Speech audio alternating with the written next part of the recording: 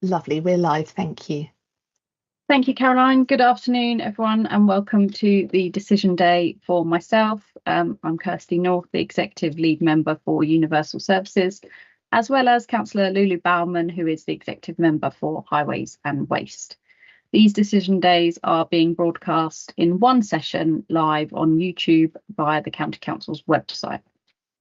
So today I'd like to welcome Councillor Rob McAtter, our Chairman for the Universal Services Select Committee. So thank you very much for joining us. And we have some deputations. We've received 2 deputations for today's meeting. These are both in relation to item 4 of today's agenda, the sale of the former Horndean Library.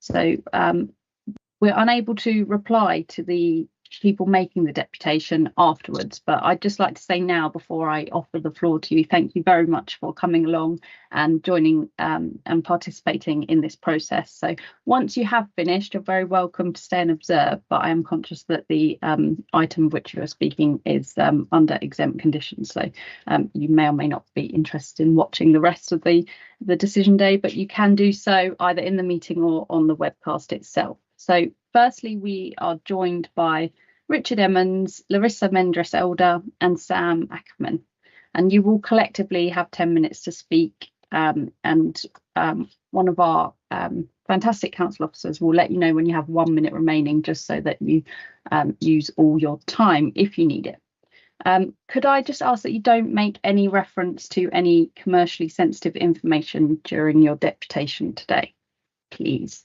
So I'm not sure which one of you is kicking off, but you're very welcome to have the floor. Thank you. I'll kick off if I may, and will be followed by 2 colleagues. My name is Richard Emmons, and I'm a trustee of the King's Arms Youth Project, which is by now a well-established youth project in East Hampshire. The history of it is that it's been running for about 25 years in Petersfield, and in the last few years branching out into Alton. We've previously taken on 2 new buildings, or I should say old buildings. One of them is listed, the other one is not new at all, but has been wonderfully refurbished for use as a youth centre. And now we would like to do something similar for the young people of Horndean and the surrounding area. So thank you for this opportunity to make a representation. Can I say first that we truly sympathise with the financial situation that the County Council is facing. We know that funds are needed for all sorts of things, and it's necessary to have priorities. And we do actually not know what the alternatives are that are being proposed for the former public library in Horndean. So this is not to give any specific opinion about them. However, in these few minutes, we would like to urge the County Council to take a long-term view and to deploy this one of its built assets in a way that really optimises the community benefits. We think that to commit this building for the support of young people is the best value that can be obtained if the needs of the area are considered in a holistic way. We're not attempting this just on our own initiative. It's in conjunction with people in the local area and actually at their request. In a moment, my 2 colleagues, Sam and Larissa, will comment respectively on the local demand and the commitments that can be made, and then describe briefly the work that we currently do within the King's Arms that we would hope to replicate. Before I do that, though, can I just add one more point? It is that we believe we have the support of the Parish Council, the District Council, our Member of Parliament, local churches, Horndean Technology College and other schools. And now we hope we will also have the support of the County Council in taking this venture forwards. So I'll hand over now to one of the local representatives, Sam Ackerman. Sam, you can introduce yourself and where you come from, I think.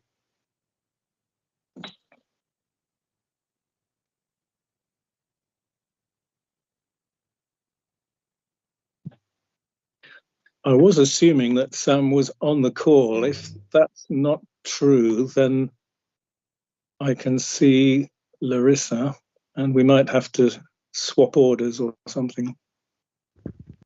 Just to let you know if it's helpful, Sam is on the call, but we can't hear at the moment. Okay, shall I jump in then? Thank you. Hi, I'm Larissa. I'm one of the members in the King's Arms. So the King's Arms, we build positive, trusted long-term relationships with young people through providing a safe, homely space where young people are empowered to make positive choices. We work with young people presenting with challenging behaviour, mental health needs, special needs, with school avoiders, with young carers and the most vulnerable young people in our community. I'd like to share just one of many stories to help put into context how we support our community through our work. So the King's Arms first met G when he was 10 years old. He had additional needs and presented with challenging behaviour and had experienced a lot of trauma. By the end of his first year of secondary education, he was well known to the police and the youth offending team who were working with him due to his relentless antisocial behaviour in our community. By year 8, school were really struggling with his challenging behaviour and asked us to step in and mentor him. We were making really great strides with him, but then COVID did hit us. And despite our efforts, we lost touch with G. And sadly, in that period, he was groomed into County Lines activity, was exposed to horrendous abuse, as well as being trafficked by gangs into forced criminal labour. After the COVID period, a number of agencies stepped in to support G, but were unable to connect with him. He was causing havoc around the community, and I remember some of my friends telling me that their estate was being terrorised by a boy. I knew it to be G, that he was single-handedly destroying their estate, that they couldn't let their children play out anymore as he was intimidating others. He was vandalising the area and selling drugs on their estate. At this point, G had no adult he felt he could trust and was unable to access any education at all. The King's Arms do not give up on our young people, so we work tirelessly to engage with him, and eventually we were able to reconnect with G due to our past positive experiences with him. We mentored him at home, and eventually he did decide that he wanted to make positive changes in his life. We empowered him to advocate for himself, to get the CAMS support he so desperately needed. We empowered him to see that he had value. We empowered him to see that he did matter and that he could be a positive contribution to his community. G not only sat all his GCSEs, but he's currently in full-time employment and is an upstanding citizen of our community. G felt empowered to dream big, to know that he had the ability to make positive change in his own life. G currently trains down the gym every single day, and he has aspirations to become a professional athlete. G is just one of our young people that made transformational change, not only for himself, but for our community. The King's Arms presents you with the opportunity to transform not only the lives of the young people like G, but to make Horndean community safer for everyone that lives in it. Thanks for listening.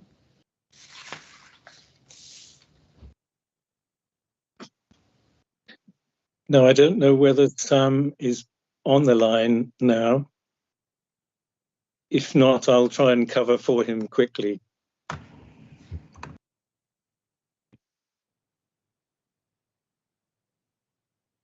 He's present in the call at the moment. Sam, are you aware that you're muted? I see that you've raised your hand.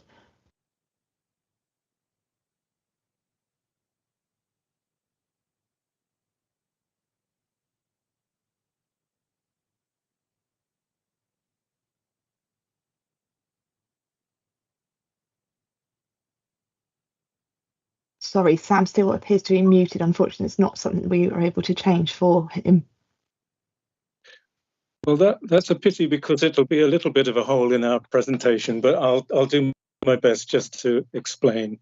Sam is actually a minister from one of the local churches, the Horndean Baptist Church, and he's a representative really in that he's one of a number of supporting bodies or organisations in the area, but the most committed and the most active at present, and have committed to supporting us both in terms of effort and volunteer work, but also financially. So it's been really important for us to know that there was support in the Horndean area, clearly, because we don't want this to be a King's Arms led thing. Although it's led in one sense, it's also to be rooted in Horndean and the surrounding communities. From a meeting which I recall in the Technology College, I think we've only had support for this project. No one has been saying it's not needed. In fact, some have been speaking in terms of greater urgency. The Horndean area seems to be under-supported and possibly in some ways overlooked for youth services, but that can be remedied.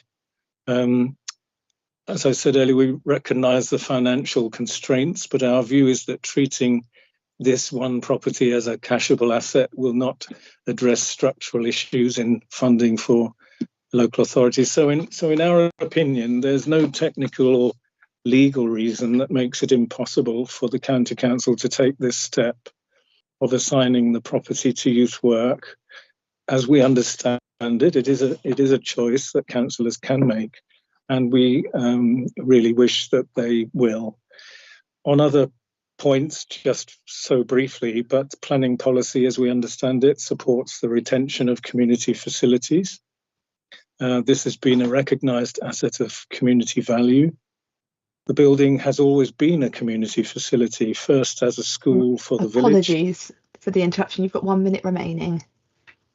I can do it, thank you. Thank you. Older people living in the area remember going to school there, then it was a public library, so it's community use. If we take on the building, there should be no ongoing costs for the council, whilst there will be ongoing benefit.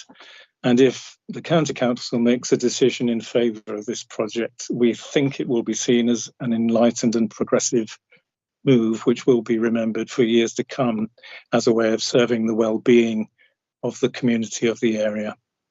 So we look forward to hearing from you. Thank you.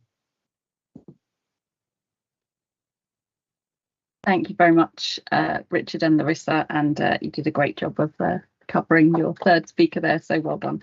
Can I now invite Dr. Kelsey to give his deputation, and could I just also repeat the reminder I made earlier to please not reference any commercially sensitive information during your deputation. And you also have 10 minutes to speak as per our deputation procedure, and you will get a reminder when you have 1 minute remaining too. Thank you very much. Thank you. Good afternoon, everybody.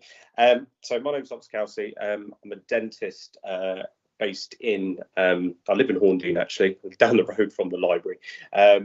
Funny enough, I went to school in Horndean, infant school, junior school, community school, and all the way up. And I came back home to establish our dental practice. Our current dental practice opened up in 2008 in Emsworth, in a little 2-bedroom house, and from there we have grown, and we've expanded into a previously listed building, the old Lloyds Bank in Emsworth, back in 2008 to 16, and we went from a 2-surgery practice to a 4-surgery practice.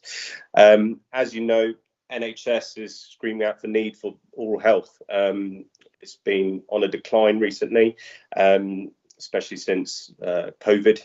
Access to gaining oral health on the NHS has been limited, where I took the front to kind of pursue more NHS route. We've been one of the leaders of delivering NHS oral health in South Coast here. We have currently a £300,000 contract and seeing up to 8,000 NHS patients on our list. This is ever growing, hence the reason why we've now expanded from a 2-surgery place, old building now into the Lloyds Bank, and we've extended to a 7-surgery practice. We've got joint dental foundation dentists, so newly qualified dentists come in. We have 3 of those. We've got a total of 35 members in our team at the moment, and this is not only nurses but the most dental and hygienists as well. These foundation dentists provide key roles in delivering oral health and NHS work, and like I say, we see over 8,000, and it's continued to grow. Living in Horndean, I know that access to NHS dentistry around this area is pretty much nil. There's not a huge amount, and our current governing bodies are willing to expand our contract and expand it so we can potentially offer this into the Horndean area, but we just need a site. We'd like to maintain the character of the building. It's always been, you know, such an iconic building. Even when I was growing up and there's a little kid walking past it every day, you know, I just want to maintain that. And when I saw it for sale, I thought, yeah, that was a very good opportunity. And again, the school nearby, it's going to be screaming out to help the younger generation there.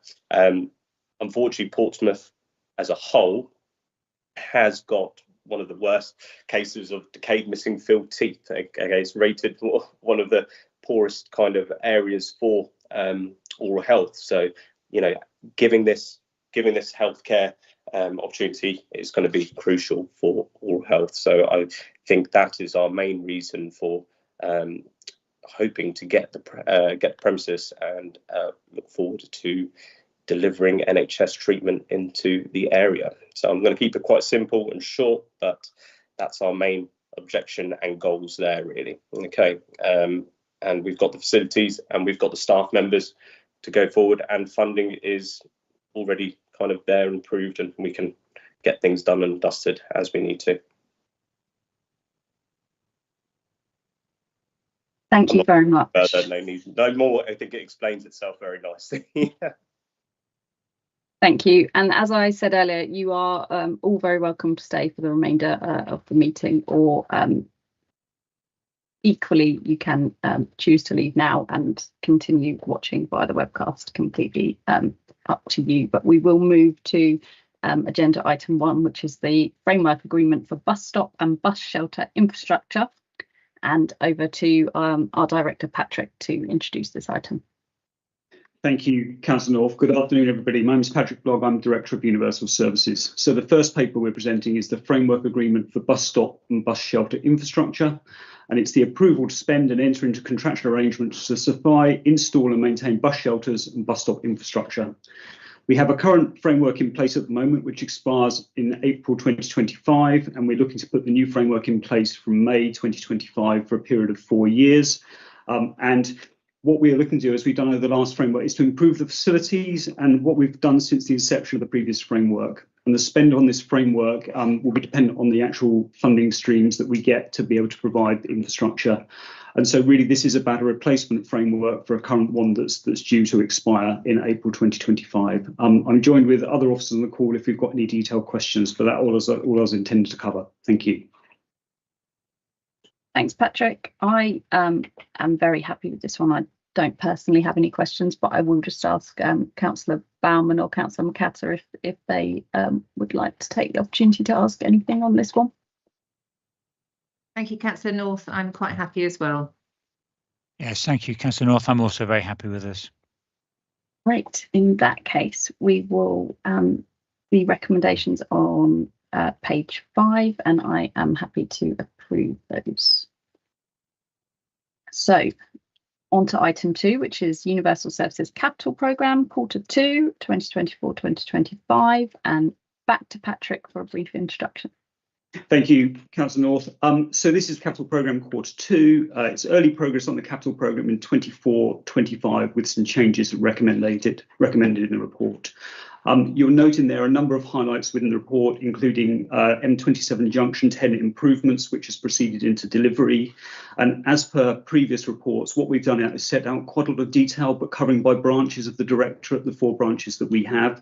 But we've also included in there some of the commentary on the pressures that we're seeing, some of the market outlook, which includes things like inflation, tender prices we're seeing coming back, how the supply chain is responding, and the demand that we're seeing at the moment. So there is quite a lot of detail in the report. I'm joined by Alyssa Vance-Payne, who can cover any sort of technical or detailed questions, but really happy to take any questions, and Alyssa will be able to answer those. Thank you. Don't have any questions per se, but I would just like to echo the comments you made there, especially about Junction 10 and Wellbourne, having visited yesterday with Councillor Baumann. I think, you know, we were really struck by the size and scale of such a project, and really pleased to see what work is being undertaken there. And also noting that consideration for waste and recycling will be going into that site as well, and that's in the report, which is really welcome. Another highlight for me personally is the Levelling Up Fund confirmation of works in Gosport and Andover, and the progress that's being made there. But I also thought I'd give a shout out to the very welcome work in Aldershot for feasibility studies for the HWRC there, because I know very many council colleagues across all areas of the council will be pleased to see that work is being undertaken, because there's been lots of comment on that, particularly at our last second from last cabinet meeting. So thank you very much. It's really great to see the work that's being done. Councillor Baumann, Councillor McCatter, have you got any questions or comments you would like to make? No, thank you, Councillor North, other than to say a very good visit to Junction 10 proposals at Wellbourne yesterday. So thank you to all of those involved. Thank you, Councillor. Patrick, I've actually got a question. On page 13, paragraph 22, can I just check if we do underspend in Q3 and Q4 due to inclement weather, the money is moved forward into the following year, isn't it? The money isn't lost, that's just a timing issue. Councillor McCatter, could I bring Tim Lawton in for that question, if I would, and put Tim on the spot for this one? So the money certainly won't be lost, but actually what we may have to do is look for other priorities for, or look at and consider other priorities for that work. But it certainly won't be lost. But Tim, have you got a more detailed response for Councillor McCatter? I'm not sure about more detail, but Councillor McCatter, you kind of answered the question. We roll it over into next year. And it's not uncommon, particularly for Q4, where schemes are delayed because of inclement weather or whatever. We push them into Q1 the following year, and there's a process, an accounting process to enable that. Thanks, Tim. I was just making absolutely sure there was no circumstances in which the money could be lost to the county council, given the financial situation we face. I was just double checking there's not a nasty clause in there somewhere that may make us lose the money. I think that's a very reasonable check to make. Thank you, Councillor McCatter. No other questions or comments, then I will move to the recommendations, which are in paragraphs 3 to 6 on page 11, and I'm very happy to approve those. And we will then move to item number 3, which is passenger transport services, and back to Patrick. Thank you, Councillor North. So the third paper is around passenger transport services, and what the report seeks to do is build on the agreement by Cabinet that took place on October the 14th, and that seeks approval that a holistic approach has been taken for proposing a revised approach for passenger transport services, in which both community transport and school transport are jointly commissioned and delivered together. What the report does is allows moving forward with those proposals based on the agreement with Cabinet. But a key point is that we won't be implementing the agreement from Cabinet until we're content with the proposals in the report. And the earliest we're likely to be able to implement those is autumn 2025. And when we're looking at the implementation of those proposals, it'll be clear that we'll be maintaining and monitoring and reviewing to assess the impact on the other services as a result of implementing these proposals. But you'll see within paragraphs 17 and 18, we cover this in some detail. But other than that, the last point of note I was going to make is in paragraph 18, what we're also looking at the moment is looking forward beyond this report is other considerations for implementing and looking at proposals for transport services generally, so a wider holistic approach we're taking. But that was all I was going to cover by way of introducing the report. Thank you.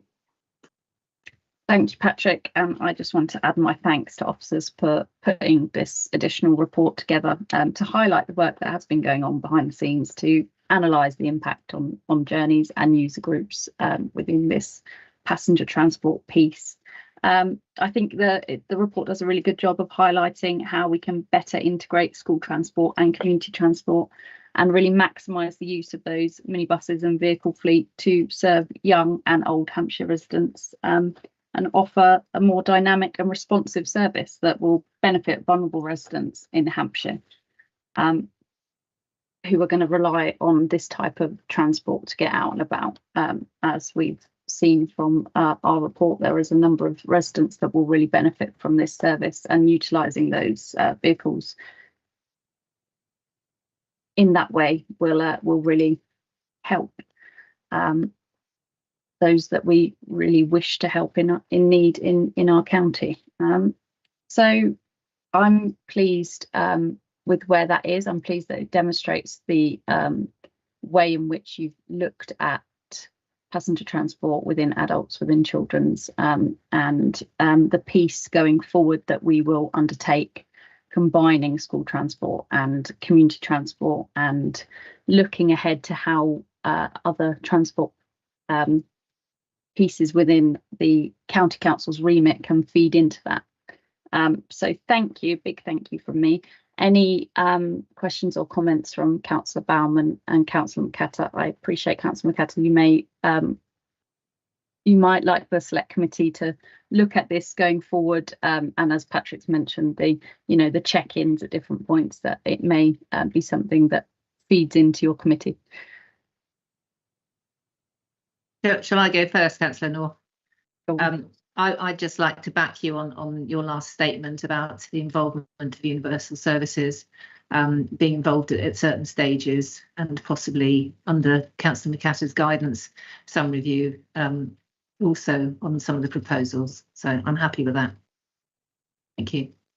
Yeah, thanks. I totally agree with that. I think paragraph 9 is a really nice summary of where the report is in relation to what the committee's asked for, and I think I'll liaise with Patrick about at what stage we come back and do scrutinise this in more detail. But I think it's a really positive response to all three of the committee's views on passenger transport. So thank you to the officers for putting all of this together. Super. Thank you very much. In which case we can move to the recommendation, which is on paragraph between paragraphs 2 and 4 on page 31, which I am happy to approve. And then we move to the exclusion of the press and the public. I'm not sure we do have anyone left, but I have to read out this statement, and that's that I resolve that the press and public be excluded from the meeting during the following item of business, as it is likely, in view of the nature of the business to be transacted or the nature of proceedings, that if a member of the public were present during the items, there'd be disclosure to them of exempt information within paragraphs 3 of part 1 of Schedule 12A of the Local Government Act 1972. And further, that in all circumstances of the case, the public interest in maintaining the exempt information outweighs the public interest in disclosing the information for the reasons set out in the reports. So, Caroline, could you please ask that the webcast is paused? Thank you, I will do.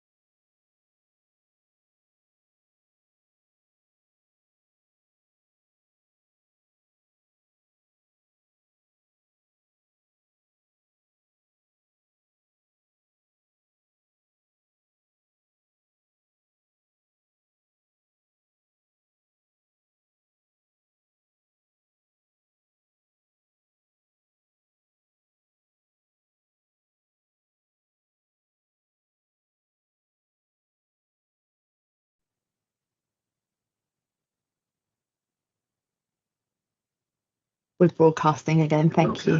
Okay. Good afternoon. I'm the Executive Member for Highways and Waste, and thank you for attending my virtual decision day today, which continues to be webcast on YouTube via the County Council website. I have no public deputations, so we'll move to the first item, which is item 5, publication of the Hampshire Concessionary Travel Scheme 2025-26 on pages 55 to 64, sorry. And I'd like to pass over to Patrick, if I may, to introduce this report. Thank you. Thank you, Councillor Baumann. So this is a report on the publication of the Hampshire Concessionary Travel Scheme 25-26, and we have a statutory requirement to publish our concessionary travel scheme. So the purpose is really to seek approval to provide the range of concessions detailed in that travel scheme. But I'm joined on the call with Caroline Meckie, who heads our passenger transport side, and I'll be grateful if Caroline could just take us through any headlines from this report, please. Caroline. Good afternoon. Yes, so this report is looking to align our scheme with the statutory scheme nationally. So it's removing any enhancements that the Hampshire Concessionary Travel Scheme provides over and above what we legally have to. So it aligns with the legal minimum service level that we're moving towards as a council. So that's the publication of the draft scheme, and then the report also looks to do some efficiencies within our operational side of how we manage the concessionary travel scheme, so aligning the disabled bus pass with the older person's bus pass in terms of auto renewals, so people maintain their eligibility but they wouldn't receive automatically a new disabled bus pass unless they had used their bus pass within the previous 6 months of their end date of their bus pass. And the last element is that we'd like to start rechecking an individual's eligibility for a disabled bus pass, where when they initially applied, it was temporary in nature, the disability they applied under. Things have moved on a long way since 2011, when Hampshire County Council took on the scheme from the districts and the boroughs. So we'd like to make sure that actually the right people have bus passes going forward. So that's it in summary. Thank you, Caroline. May I take this forward, Patrick, if that's all right? Because I'm happy to approve the recommendations, but just to say I understand the need for these modifications. Again, you know, the financial situation the council finds itself in, but I also see these as efficiencies as well, and the service will improve in many ways as well. So I'm happy for the recommendations on pages 11, paragraphs 2 to 4 to go ahead. Sorry, Kirsty, Rob, would you like to come in as well before I make that recommendation? No, it's fine. Nothing from me. Okay. Yes, I'm content. Thank you very much. You're content as well. Apologies for bypassing it, so to speak. So I'm happy to take that forward. So we move on to the next item, which is item 6 on the agenda, which is the contract for development of Midas training product on pages 65 to 72. And once again, over to you, Patrick, for an introduction on this item. Thank you, Councillor Baumann. So Midas, for everyone said, is the minibus driver awareness scheme. So it's about training for drivers for minibuses. And this is a paper about the contracts for the development of that Midas training, the product there. And I think the point I would just like to make before I hand over to my colleague Rachel Beeling, just to take us through the headlines, is it's really important when we look at Midas in the context of things like community transport and the minibus sector, which we've spoken about earlier in these decision days. So I think I'd just like to give that context. But if I can just hand over to Rachel, who can just take us through the very brief headlines from this report, please. Rachel. Certainly. Good afternoon, everyone. So this report, in essence, is seeking approval to enter into contractual arrangements together with our Midas partners, which is the Community Transport Association, to develop training materials for the Midas scheme, specifically for accessible training and for passenger assistant training. And these costs would be met through a ring-fenced government grant. And that is the report in a nutshell. Yeah. Thank you, Rachel, and thank you for bringing this to us as well. I think that was very short, sweet, and concise, actually. So, my perspective on it, I think it says a lot about standardisation and improvements within the Midas training. I know it therefore can be, we can continue to offer it to other authorities and organisations, so very big positive. And also it ensures that we are bringing in training that will help all passengers, particularly those with special needs and disabilities, because that side of it is being improved. So those are the comments from me. Councillor North, Councillor McAtter, Kirsty, Rob, would you like to come in? Only very happy, and thank you. Yes, I'm also very happy with the report. Thank you. Thank you. In which case, I would like to proceed to the recommendations on paragraphs 2 to 3 on page 65, and I am happy for this to be taken forward. Thank you. So moving on to the last item on the agenda for today, item 7, and that's the project appraisal update for Junction Road, Totton and Waterside TCF bus corridor improvement package. Very long title, that one. And that's on pages 73 to 88. And for the last time today, Patrick, would you like to introduce this report, please? Of course, thank you, Councillor Batman. So I think the report, as you mentioned, is about the implementation of the Waterside Bus Corridor Improvement Package. And I'm going to hand over to Ben Smith shortly, who's just going to take us through the very brief headlines. But this consideration of this, what we were looking to do in this space has been around for some time, and we've looked at different various options, but we believe we've landed on a really good option that both has the support, but also it's been able to harness how technology has moved on in respect of how we can sequence and use traffic lights to make sure things move freer and flow more quickly. But I'm going to hand over to Ben just to take us through the headlines, please. Ben.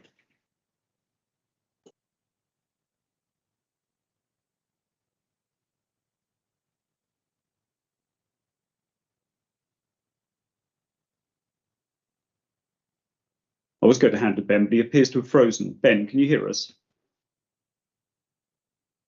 Hopefully I'm back with you and you can hear me.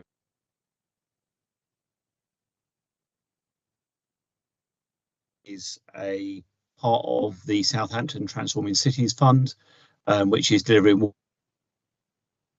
Oh.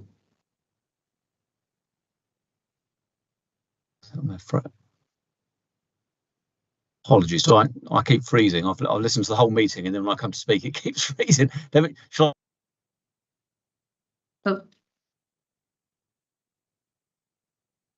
think Ben's having a problem there, Patrick.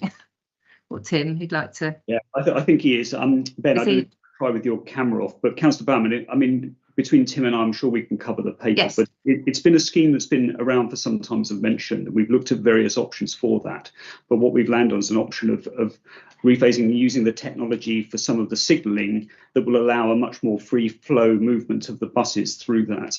It's been out, and we've talked to various, local members. We've talked to residents around this one. But Tim, are you happy to pick up any details, and whether Ben's able to join us and come back to pick up any of the details? I'm not sure. Happy to, Patrick. It looks like Benny is back with us. Yeah, I'll try again. I do apologise. I've moved on to my hotspot, so hopefully that will help rather than my files on. So Patrick, just to go through a headline. So the scheme is for one of the last projects of the Southampton Transforming Cities Fund programme, delivering walking, cycling and bus improvements in that area. The scheme that was put forward at the time of the bid was to reopen Junction Road in Totton, which essentially gave time advantage for the buses because they could kind of cut the corner off and have a shorter journey time. In developing that, we went through a number of different iterations. There was significant local concerns from the county councillor, the town council and local residents in Junction Road, because of implications in terms of the bus stop and the additional traffic and size of vehicles using that road. So we tried to develop some alternative solutions, and the one we landed upon was to use technology which is now available, wasn't available at the time we made the bid and conceived the scheme, to introduce sort of time advantage for buses at traffic signals along the corridor.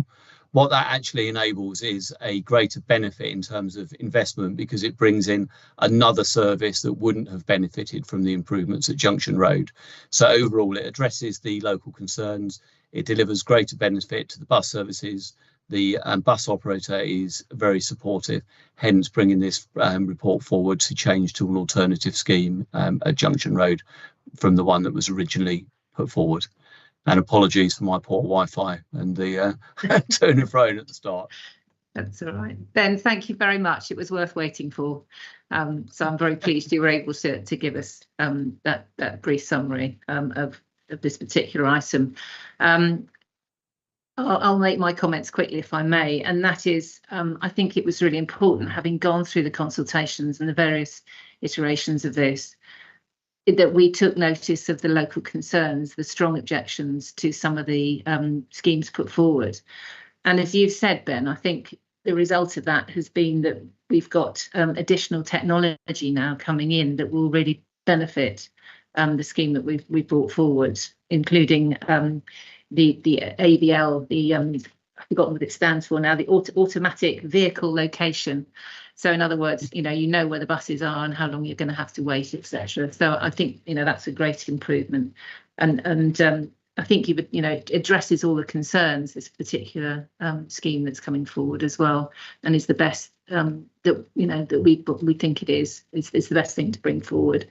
So I think I'm very happy to go forward with this. Any comments from Kirsty and Rob, please? Only to say well done to Ben and the team, and thank you very much for working with the local members and the town to perfect the scheme that you've come up with. And it's a brilliant use of tech, and hopefully we can look to use that in other places as well. Exactly. Yes, thank you. I totally endorse what Councillor North just said. So well done. Thank you. Yes, and in which case I'm happy to proceed to the recommendations on page 73, paragraphs 2 to 5, and I'm happy for this particular item to go forward. Thank you very much. Thank you everybody for a very good afternoon and for an excellent decision day. Thank you. Caroline, if we could stop the webcast now, that'd be brilliant. Thank you. Thank you.